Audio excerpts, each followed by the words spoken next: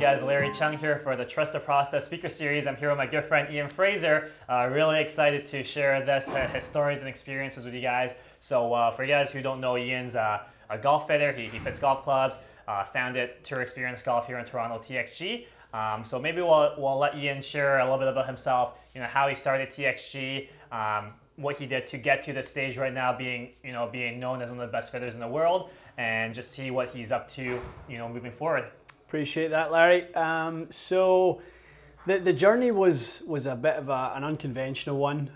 Started out as a young, ambitious player. Got into the teaching side first. That was kind of the only route really there was. Club fitting, we spoke about this a little bit. There's no direct route to club fitting. You've kind of got to get a base knowledge and kind of work your way in from there. So I started as assistant pro at the age of 18, got my Class A qualification back in the UK when I was 21, and then I actually went to work for TaylorMade Golf back in 2004. So that was the route in for me. So it was kind of getting a skill level in golf, getting sort of a base of knowledge in golf, and then specialising for me. That was the route I took. So how'd you get into the golf? I mean, you grew up in Scotland. Yep. Small town, you were saying? Or? Very small town in the west coast, just outside Glasgow, just outside Loch Lomond, which will be, some people will be familiar. The Scottish Open was there for a long time in the early 2000s. But it wasn't golf for me. It was always football, soccer. I see. So soccer for us always over soccer, here. yeah. So that was it. Growing up, I mean, you didn't really play golf growing up. You're basically born with a football at your feet. So I was the youngest of a big crowd of kind of friends growing up. Very small, and they would just throw me in goals all the time. And so I was a little goalie, and I ended up doing pretty well at it. And I had kind of some opportunities to make that my career. And then at the time, age kind of 16, I took up golf. I got to a 2 handicap within about 2.5 years. Wow. And from there, golf was my true passion. I kind of fell out of love with football by that point. I was still playing a little bit, but every hour, every kind of minute I could spend, it would be on the practice area, just trying to get better and better at golf. Right. So how does someone from a small town get into golf? Because you were saying there was no golf where you live, basically. Right? You know what? It was a funny thing. So it was the first vacation. I've got an older brother, right. So he and I were both into football. And the first vacation, he didn't come on the family vacation. My dad dragged me to the golf course with him. So that's how it happened. So to be honest, if I hadn't went on that holiday, if my brother had came with us, there's no way I would have went. So he dragged me out, first 9 holes, hated it. I was just like, that was your first time playing golf? Well, I'd kind of hit a ball around a football park. I see. Like we would only use sort of golf clubs just for kind of messing around in the summertime. The summertime in Scotland was kind of, if the World Cup was on, you do nothing but play football, right? But if the World Cup's not on, you basically go tennis when Wimbledon's on, and you play golf when the Open was on. That was basically how we done it. So we had little couple of week segments where we'd do a little tennis, a little bit of golf, but there was never any intention to get to a golf course. Interesting. So that was it. We were in, I believe we were in Portugal, and we went and played golf this one day, and I was miserable in the front 9. My dad kind of gave me some little basics. And in the back 9, I was actually pretty good, and I loved it. Like, in the back 9, I was just like, this is amazing. It's so good just kind of getting the feedback from a good shot, and the improvement over the round was kind of got me really intrigued. So he's like, listen, if you like it, I'll get you a membership, and when we go back, and that was it. That was me hooked from there. So a few friends that I knew played, but they were very good golfers, and obviously I was just a beginner. So they would go take me out to play with them. So I was always playing with really good players, and that truly for me was the thing that helped me improve so fast. And it's kind of greyhound mentality. The greyhound's always chasing the hare, and I tell young golfers that all the time. Find someone who's better than you, play with them. As soon as you get to the same level, you've got to let them go. You got to go find someone else that's better for you. You've got to keep progressing up the levels, and that really worked for me. Right, that's cool. So when you're like club fitting, I guess I'm assuming never really crossed their mind at that time, even when you're working as a young pro at 18. Well, the funny thing was, so I had such a late start to the whole thing, and I saw different clubs, and some people had bigger clubs and some had smaller clubs, and I was very intrigued by golf clubs because my dad gave me a little starter set, and then I played with my friend and he had totally different looking clubs, and I'm like, why does yours have a big huge head and mine has a little tiny head? Right. That one looks easier to hit. So that kind of got me intrigued, and then as a young assistant pro, there was 2 members at our club that were very influential to me, and we played a lot of golf together, and they were always tinkering with clubs. So at that point I started getting GolfWorks magazine, Golfsmith magazine, so I'd kind of scroll through and look through all the shaft specs, and I started to get very familiar with this aftermarket world that was kind of appearing. And at that point, you know, the aftermarket shaft world was exploding. UST Pro Force Gold, EI70 by True Temper Graphite Pro Light, the original coloured aftermarket shafts. That was the start, you would say? That was just starting. And you were 18 at that time? About 18, 19. Gotcha. Yeah, so I would go to the golf store. There was one in Glasgow called Golf 2000, and I would walk around it for 3 or 4 hours and, you know, like pick everything up and look at all the differences and stuff. And I was definitely drawn to equipment. Wow, Yeah. wow. So how did that become your gig with TaylorMade? That was still in Europe, right? That was still in Scotland. So as a young pro, our TaylorMade rep would come in and he would show us equipment, and he obviously could see that I would, you know, light up like a Christmas tree when he brought in all the new stuff. Right. You know, I'd ask him questions, and you know, he became a good friend, and he said, "Listen, why don't you come and do some demo days with us?" That's And cool. so I'd done that, and went, you know, got my TaylorMade truck, drove around the country, and you know, started kind of the club fitting scene from there. Oh, really? You drove across Everywhere. in your fitting truck? All over Scotland, Northern England, Ireland, and so just you'd have a demo day basically every day. Right. So you'd be driving somewhere. So that was it for me, just getting to see so many different golfers and swings, and, you know, seeing how different equipment helped them and that sort of thing was an eye-opener. Right. So what brought you here? So I was working at Turnberry in Scotland at the TaylorMade Performance Lab. So I had an opportunity. I'd been working with a few tour players back in Europe. I had been doing, you know, quite well at TaylorMade, and there was a group from Etobicoke here in Toronto reached out to me and asked if I wanted to be part of a new venture called Modern Golf, which at the time I wasn't really kind of into doing because I just got the job at TMPL. So I was kind of, you know, committed to that, but they were about, you know, maybe 15, 18 months away from opening doors. So I was like, we'll stay in touch and let's see what happens in a year or so. And sure enough, a year went by, and you know, it was the right time for me, and I really fancied the challenge of basically leaving a one kind of brand set up at TaylorMade and being, you know, unbiased to the whole thing and literally just fitting whatever the best thing was for that player. So it's a pretty big change of scenery. Yeah, eh? it was huge, but I always knew at that point I always knew that it was going to be something that I wanted to do, a new challenge in a new country. I never saw myself staying in Scotland for my whole life. Oh, really? Yeah, eh? no, definitely. I knew that. To be honest, I thought I'd live in the States. I was always convinced that I would live in the US. The opportunity, you would think the opportunity is bigger. Yeah, just and you know, I had become aware of the aftermarket scene there. So Hot Sticks became Cool Clubs.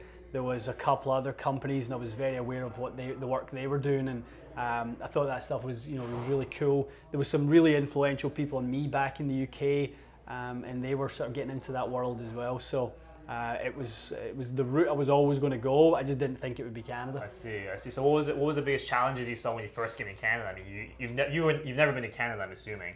I flew out for 2 days when I first came. Like at first, I had to make the decision whether it was coming. So they flew me out for. I think I finished on a Thursday night, and I was working again on Sunday. So I got an early morning flight on the Friday, right, and then I stayed till Saturday night. So I literally was in and out in 2 days, right, back to work on Sunday with, you know, it had to be top secret and stuff. And I had to make it on a 2-day trip. I had to make the decision. It was the middle of summer, so Toronto was in its full glory in the middle of summer. Yeah. It looked amazing. They never told me what the winters were like. So did you know it was going to snow in 6 months after? Yeah, I knew it would snow, but I didn't know it would be minus like 25 and 30 and stuff. Yeah. So that was the biggest. That, and obviously leaving family and stuff behind. Right. I'm very close with all my family, and you know, I've got little nephews and I've got a little niece and stuff, and it was really tough to leave them. Right, what did your family say when you told them you were leaving? My mum wouldn't talk about it. She wouldn't let me talk about it. Yeah, so I told her I was interested in this job in Canada, and she's like, I never want you to mention that again. Really? And I was like, well, I'm going to do it. And she's like, do what you want, but I don't want you to ever mention it again. I see. And she can, you know, get her head around it first. And every trip to the airport, even when I would visit, would be the full waterworks, the full tears. Right. Like, it was tough. And trying to leave, you know, your parents when they're bawling their eyes out at the airport, and so man, you know, that was really tough every time. And in kind of interesting subplot to that, after about a year, I didn't think I would stay. So I thought, you know what, this is, you know, I could kind of take what I've learned, I could apply, I could bring it home and do this when I came home. So in the winter of 2012, I drew up a blueprint for a company called Txg Golf. Right. 2012. 2012. And when did you arrive at Modern Golf? 2011 in October. So it was like a year, maybe 14 months after I had been at Modern Golf.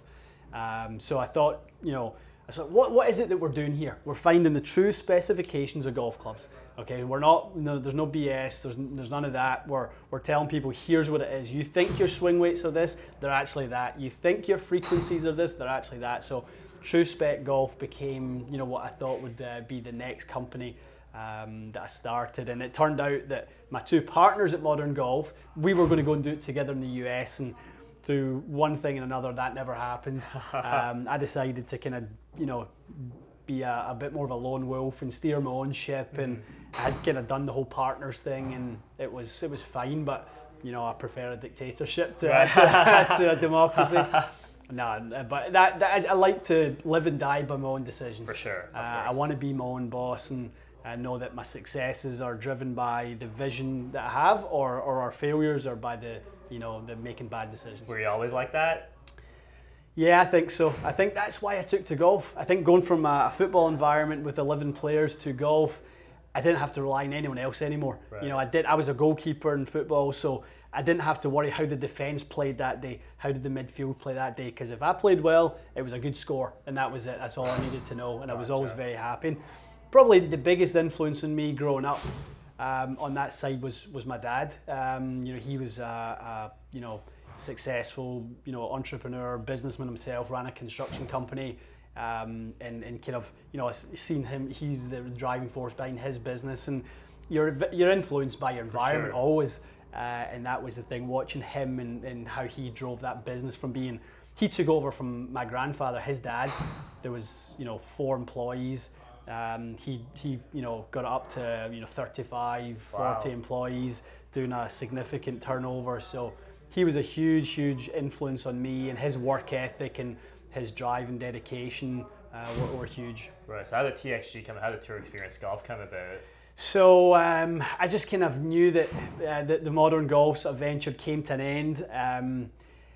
I presented a plan, you know, to the Modern Golf guys at one point, and it was for, you know, a global sort of activation of 15 stores over 5 years, and I really wanted it to be this and this and this, and let's go for this, you know, be ambitious, and that wasn't for them, which is completely fine, you know.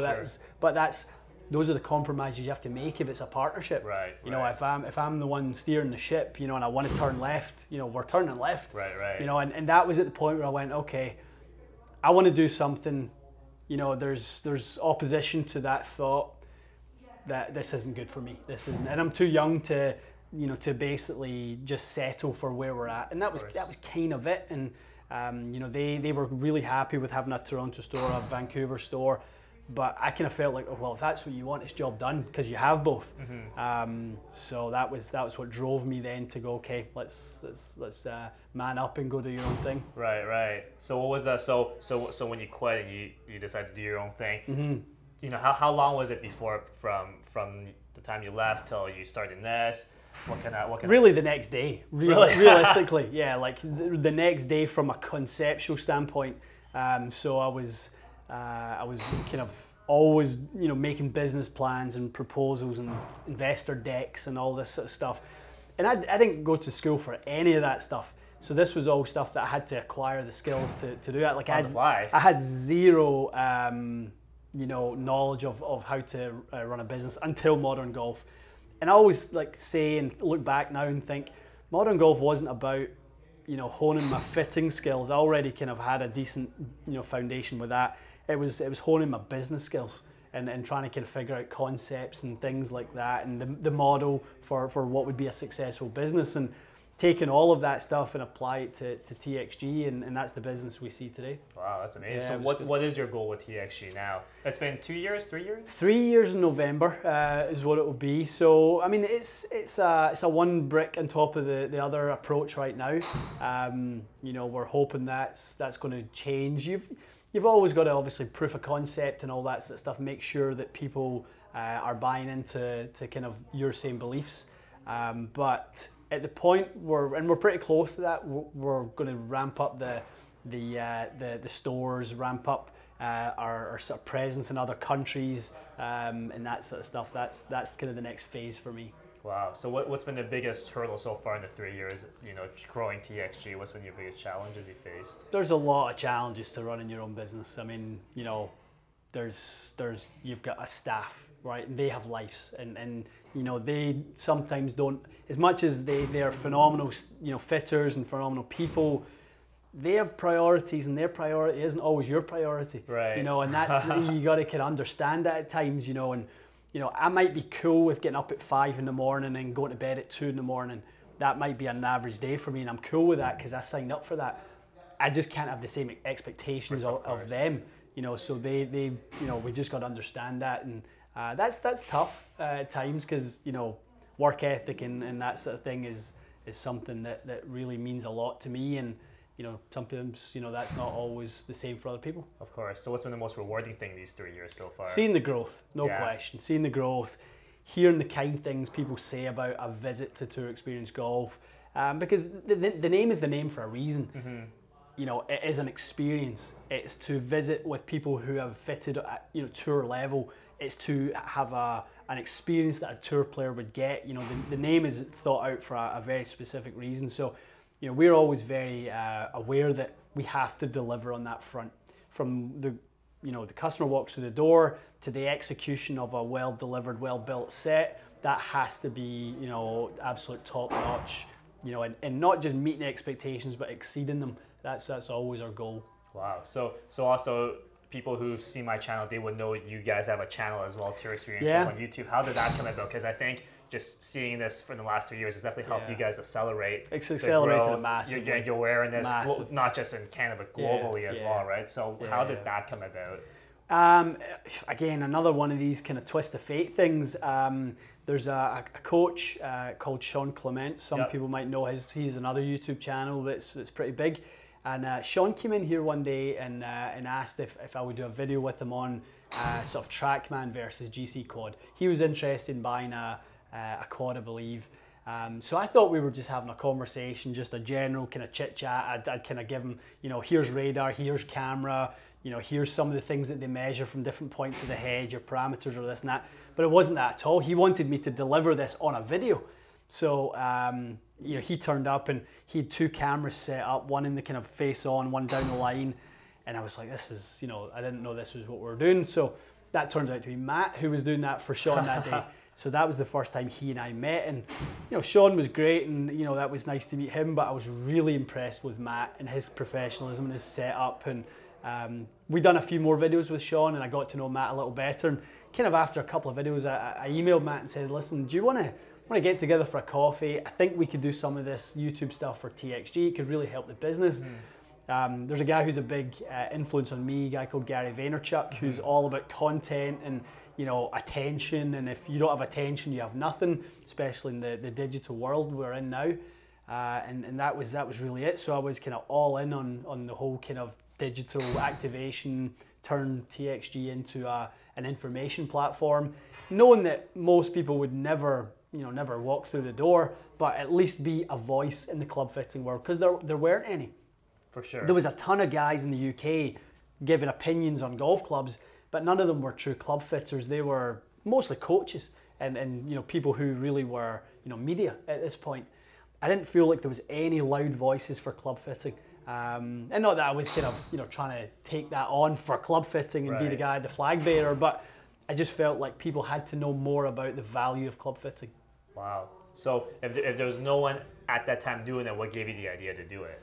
Vaynerchuk. Really? 100%. That's amazing. So a friend of mine, Tucker Wright, put me onto his stuff, and he's like, dude, you got to get in front of a camera. You have to get in front of a camera. You have to be loud. You have to let these people hear your thoughts and stuff, because, what do people tell you when they meet you? And did they tell you they have a good experience or a bad one? It was generally a good one.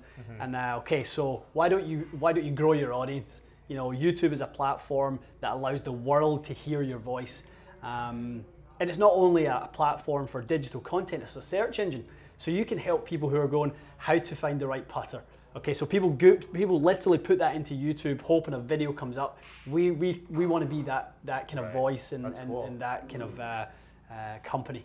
Right. So what kind of results have you seen flow through the door here because of all the growth you see on YouTube? Well, the acceleration from a business plan standpoint is the significant part. So, my partners and I, we look at our results and where we're at based on projections, where we were back in 2016 when we kind of laid this out. So we're well ahead of pace on that stuff. I don't really, I spend most of my kind of working week working with people who are flying in from out of town. Wow, that's cool. US, really cool. Europe, Asia, even Australasia coming in from sort of Australia and New Zealand. So it's the global audience is what's made TXG a sort of a global, sort of almost a global voice. But we've not really even, had the chance to kind of lay this kind of grand plan out yet. So it's the initial stages of it. Wow, that's exciting. Yeah, it's good. It's exactly what I hoped it would be, to be honest, and probably a little bit more. That's great. Yeah, and huge, obviously, shout to Matt, and Matt. Everyone knows Matt from your channel as well as they do from ours. So, he's been a huge part in growing that with me. And one of the first things we done our first video, and Matt kind of sat me in front of a camera and went, okay, what do you want to say? What do you want to talk? And we went through like 10, no word of a lie, like 10 takes. And we've I don't think we've had a second take in the last 18 months. Amazing. We've never done a second take. And I've done 10 in a row that first day. For one video. For one video. And I just went, this is brutal. And it just didn't feel good. It didn't feel natural. I actually cancelled on him a few times because I just don't like it. Yeah, I'm like, I don't like this camera stuff. This is, I really wasn't into it. And we kind of said to each other one day, I was like, come over here and come and stand next to me. Let's just chat about it. And there was a chemistry in that really worked. And obviously you look at the comments, and if people like it, they'll tell you. If they don't, they'll tell you. And people seem to think it worked pretty well. That's awesome. Yeah. If there's one thing you would redo, is there anything you wish you did a little bit differently? In TXG? Yeah, or your personal growth to this point. Anything that you think, maybe if I did that a little bit differently, maybe things would be a little bit better? I don't think so, honestly. I don't think so, because at this point, I think everything has happened for a reason. It has led to growth in one area or another. Amazing. Even through high school, I thought I was a horrible student. I thought I wasn't very good at school, wasn't this and that. It wasn't that at all. It did nothing for me. It didn't stimulate me at all. So, if you put me in a class that I was into, I was an A+ student. If you put me in a class that I wasn't into, I was a complete disaster because I just put other people off. Right. I just didn't want to be there, and I would just end up being the class clown and just putting people off. So, but that for me is kind of where, golf was a bit like that at the first. When I was playing, I wasn't as into. I didn't spend the time playing that I do to this. I didn't apply myself in the same way, just because it wasn't the right thing for me. But I think for anyone who's looking to truly find their passion, you'll know when the timer's turned off and you're not watching the clock as to how many hours you're working, how many this you're doing, how many that you're doing, and you're just doing it because you love it. That's when you found the right thing for you. Wow, amazing. Yeah. So if there's one thing you could say to any aspiring golf pros, whether it's to work in the golf industry or in fitting, what would you say? What would you say that to help them, kick them in the right direction? Yeah, I mean, from a fitting standpoint, you've got to go fit. You've got to be a practitioner. So many people want to learn about fitting. Just go do it. Go take a job. don't be fancy. Don't be trying to get to the top and fit tour players within a year, 2 years. I feel like, and you'll have found the same. I mean, you've been doing this a long time. We've known each other for, I mean, probably the best part of, I've been here 8 years or so. I've known each other for like 6-7 years, sure, yeah. Easy. And you've been in golf and doing this sort of thing, so you've had your head down for that period of time.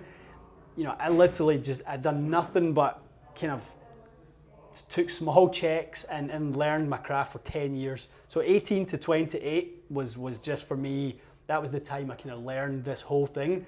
28 is when we started Modern Golf. We applied it. I took that learning experience and then applied it to my own thing, and that's what it is. So I just think it's not trying to go too fast, right? Don't try and like figure everything out when you're 20. Keep your head down, save, a lot of money, give yourself a lifestyle that doesn't require a lot of money. I think that's very important for young people. And then when you're 30, look up and see where you're at, and see what you need to do. Surround yourself by people that are smart, always. I think that's a huge, huge thing as well. I think for me, when I got, further up in this game is when I was around really smart people. You start hearing certain things and you start to learn from other people and apply it to your own craft. Well, that's awesome, Ian. Yeah, thanks for sharing that. Not at all, my pleasure. So that's Ian Fraser, guys. Hopefully that's informative for a lot of you guys. Any questions, just let me know in the comments and we'll answer them as fast as we can. Thanks, guys. Thanks, guys.